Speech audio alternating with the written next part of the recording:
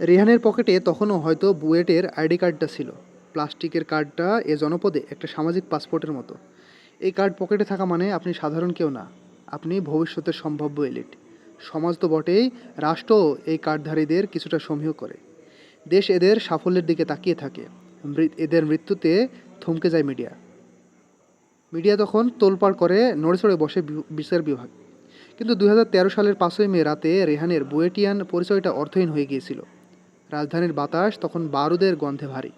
চারদিকে আর্তনাদ, আর সেটাকে ছাপিয়ে ভেসে আসা মেগাফোনের কর্কশ হুঙ্কার। ধোঁয়া, আগুন, গুলির মাজল ফ্ল্যাশ মিলেমিশে তৈরি করেছে ভৌতিক লালচে আভা। এসবের ভেতরে রেহান যখন দাঁড়িয়ে, তার পাশে তখন বাংলার অজপাড়া গা থেকে উঠে আসা হাজারো মানুষ। তারা এসেছিলেন রসুল সাল্লাহ আলিয়া সাল্লামের প্রতি ভালোবাসা থেকে। তার অবমাননা হয়েছিল, জঘন্য আক্রমণ করা হয়েছিল তার পবিত্র ব্যক্তিত্ব ও চরিত্রের উপর।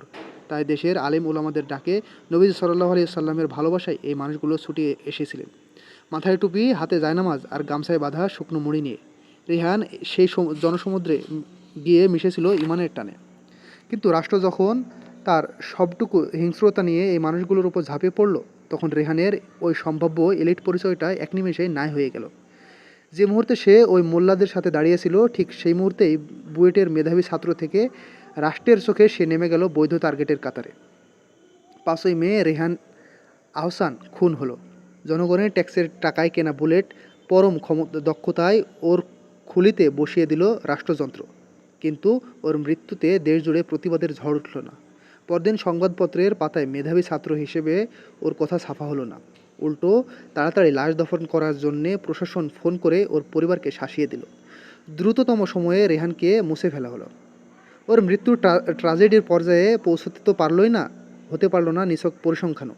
ওর মৃত্যু হয়ে দাঁড়ালো এমন এক ঘটনা যার অস্তিত্ব স্বীকার করা যায় না। রেহান সহ ওই দিন মারা যাওয়া মানুষগুলো চাপা পড়ে গেল হুজুর আর মৌলবাদী তকমার প্রচণ্ড ওজনের নিচে। রেহান যদি কোনো সেকুলারের দাবিতে শাহবাগ গিয়ে মারা যেত, অথবা বিশ্ববিদ্যালয়ের ছাত্রদের মিছিলে গিয়ে প্রাণ হারাতো পুলিশের গুলিতে, তাহলে ব্যাপারটা অন্যরকম হতো। ওকে বলা হতো জাতীয় বীর, ওর নামে চত্বর হতো। পত্রিকা আর টকশোগুলো ওর মেধাবী মুখের ছবি দেখিয়ে বিচার চাইতো দিনের পর দিন। রাষ্ট্র নিজেই হয়তো বাদী হয়ে মামলা করত। কিন্তু রেহান মারা গেছে ইসলামের পক্ষ নিয়ে, হুজুরদের সাথে হুজুর হয়ে। ফলে ওকে মারা, ওর লাশ তড়িঘড়ি করে দাফন করানো, ওর স্মৃতি, ওর উচ্চারণ মুছে দেওয়া সবই রাষ্ট্রের জন্য জায়েজ। তার বুয়েটিয়ান পরিচয় তাকে বাঁচাতে পারেনি, মরার পরও স্বীকৃতি দিতে পারেনি, কারণ সে এমন এক পরিচয়ে পরিচিত হতে চেয়েছিল যাকে এ রাষ্ট্র ব্যবস্থা নিরাপত্তা ঝুঁকি মনে করে। তাই এক রাতের মধ্যে সম্ভাব্য এলিট থেকে বৈধ নিশানা বনে গেল। গাছের জন্য হাহাকার, লাশের জন্য উপহাস। বাংলাদেশের জনপরিসরে ইসলাম ও মুসলিম পরিচয়ের অবস্থান কতটা নাজুক তার খুব ভালো প্রমাণ শাপলা চত্বর ম্যাসাকার। সেই রাতে বাতি নিভিয়ে মতিঝিলে ক্লিয়ারিং অপারেশন চালিয়েছিল নিরাপত্তা বাহিনীগুলো। নিরস্ত্র হুজুরদের দিকে ছুড়েছিল 1,55,000 রাউন্ড গুলি, টিয়ারশেল আর সাউন্ড গ্রেনেড। হিউম্যান রাইটস ওয়াচের হিসেবে সেদিন মারা গিয়েছিল 58 জন মানুষ। মানবাধিকার সংস্থার অধিকারের মৃতের সংখ্যা 61। প্রত্যক্ষদর্শীরা বলেন নিহতের সংখ্যা এর কয়েক গুণ। পরদিন সকালে সেই রক্তের দাগ মুছে ফেলার দায়িত্ব নিয়েছিল মিডিয়া। রিপোর্ট করেছিল ঢাকা শহর জুড়ে তাণ্ডব চালিয়েছে হেফাজত ইসলাম। আওয়ামী লীগের নেতা সুরঞ্জিত সেনগুপ্ত সংসদে দাঁড়িয়ে উপহাস করে বলেছিল হেফাজত সুবহানাল্লাহ বলতে বলতে পালিয়ে গেছে। সুর মিলিয়েছিল দেশের বুদ্ধিজীবীরাও। তারা বিবৃতিতে বলেছিল হেফাজত এসেছিল সন্ত্রাস করতে।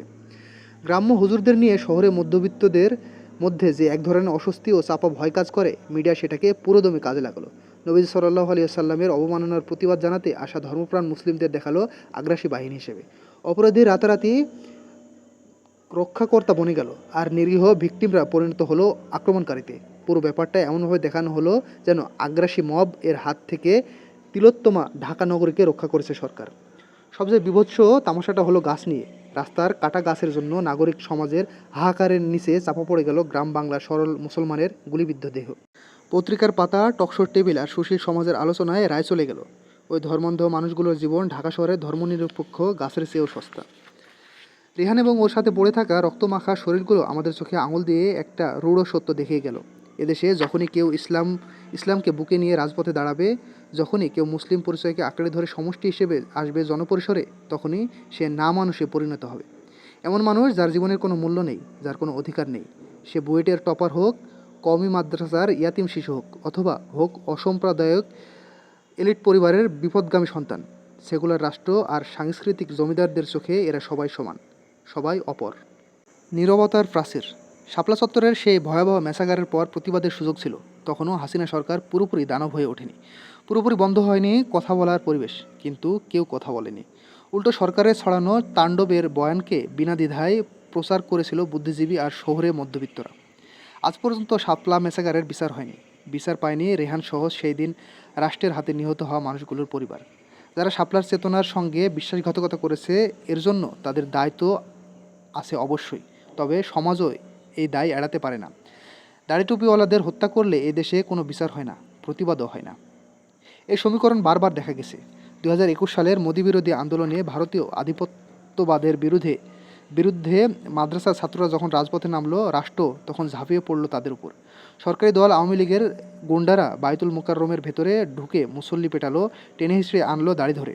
মিডিয়া তাদের বানালো স্বাধীনতা বিরোধী আর পাকিস্তানপন্থী। তারপর শুরু হলো আলেমদের গণগ্রেপ্তার, রিমান্ড আর হয়রানি। সেই সাথে গোয়েন্দা সংস্থা আর মিডিয়ার যোগসাজশে মিথ্যা বানোয়াট অভিযোগ সাজিয়ে আলেমদের চরিত্র হনন। সুশীল সমাজ মুখে কুলু পাটল, অথচ কাছাকাছি সময়ে কারাগারের ভেতর লেখক মুশতাক আহমেদের মৃত্যু নিয়ে ব্যাপক প্রতিবাদ উঠল নিন্দার ঝড়। একজন মুশতাকের জন্য যে আবেগ দেখা গেল, তার সিকিভাগও দেখা গেল না ডজন খানেক হুজুরের মৃত্যুতে। মুশতাকের মৃত্যু শোকের যোগ্য, হুজুররা বেশি থেকে বেশি হলে সংখ্যা। বাগান ও বর্বর। শাপলা চত্বরে আওয়ামী রাষ্ট্র যে পন্থায় এগিয়েছিল, যেভাবে শক্তি প্রয়োগ করেছিল, সেই একই পন্থা কি হুজুর ছাড়া অন্য কারো ওপর প্রয়োগ করা যেত?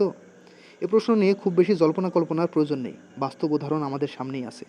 2022 সালে 10 ডিসেম্বরে ঢাকার গোপালবাগে বিরোধী দল বিএনপির জনসভা ছিল।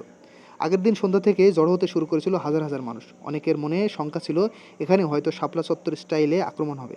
সামাজিক যোগাযোগ মাধ্যমে এ নিয়ে আলোচনাও হচ্ছিল বেশ। প্রবাসী একজন সাংবাদিক তখন সবাইকে আশ্বস্ত করে লিখেছিলেন, শাপলা চত্বরে হেফাজতে ইসলামের সমাবেশে ক্র্যাকডাউন করা আর গোপালবাগে বিএনপির সমাবেশে ক্র্যাকডাউন করার মধ্যে পার্থক্য আছে। অর্থ হলো, হুজুরদের যেভাবে আক্রমণ করা যায়, সেগুলার দলগুলোকে সেভাবে আক্রমণ করা যায় না। কথাটা তখনও 100% সত্য ছিল, এখনও আছে। যে কোনো সরকার রাজনৈতিক দলগুলোকে স্রেফ ক্ষমতার প্রতিদ্বন্দ্বী মনে করে, অস্তিত্বের হুমকি মনে করে না। এই দলগুলো সেকুলার কাঠামোরই অংশ। নিজেদের মধ্যে প্রচুর ঝগড়া করলেও দিন শেষে এরা একে অন্যের ভাই বেরাদার। কিন্তু দাড়ি টুপি পরা মানুষ যখন ইসলামের দাবি নিয়ে জড়ো হয়, তখন সরকার তাদের শুধু প্রতিদ্বন্দ্বী হিসেবে দেখে না, রাষ্ট্র তাদের সঙ্গে নাগরিক হিসেবে আচরণ করে না, তাদের দেখে নিরাপত্তা ঝুঁকি হিসেবে, সাজানো বাগানবাড়ির দিকে ধেয়ে আসা হিংস্র বর্বর কোনো জাতি হিসেবে, যাদের নিয়ন্ত্রণ করা এবং প্রয়োজনে নির্মূল করাই লক্ষ্য।